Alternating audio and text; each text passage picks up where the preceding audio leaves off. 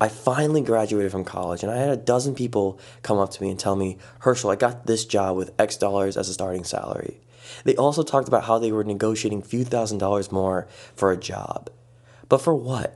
It's so easy to get wrapped up in talking in the currency of money. It's so easy to have that immediate gratification or that instant reward. When I started Fit Sold Out Life, people early on and still to this day ask me, how are you making money? Or have you started making money yet? When will you start making money? Or my favorite is when people say, Herschel, you're taking a risk, or make sure you have a backup plan just in case you fail, or companies won't like what you're doing. But I speak in a different type of language. I speak in the currency of change. Instead of asking the questions of money, I ask myself, how am I going to have the most impact? How does change really look like? When will I start making massive amounts of change? My response to those who think that Fit Sold Out Life is a risk or should have a backup plan, to be honest, once you have a mindset of creating positive change and helping improve people's lives, it would be more of a risk if I didn't chase my passions for Fit Sold Out Life.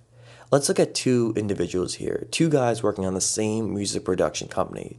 Guy A sees entrepreneurship as a difficult journey, too focused on growing the bottom line, and goes to bed angry and stubborn.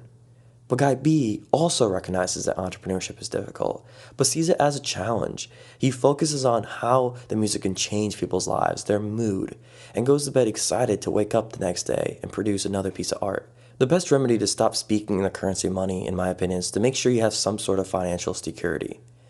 So maybe get that part-time job that pays the bill. Elizabeth Gilbert, an author of Eat, Pray, Love, didn't quit her part-time job until her fourth book. It was the part-time job that allowed her creativity to work at her full strengths to produce the work that inspired so many people. Why is this so important? First, because it removes all mental blocks that you have in creating a lifestyle you desire. You no longer have anxiety with money. You see it as more of a game rather than an obligation. And the biggest impact I've had in my experience is you don't recognize starting a business as a difficult or painful experience. So let me tell you guys something. It's a secret. Life isn't supposed to be difficult. It's easy for those who speak the language of change. So my message to the people who are going into the quote-unquote real world or building that lifestyle that they desire, remember this. In the art of being mindful, shift your mind to how you can serve the people around you. Because once you put people ahead of you, the possibilities in your mind will open up.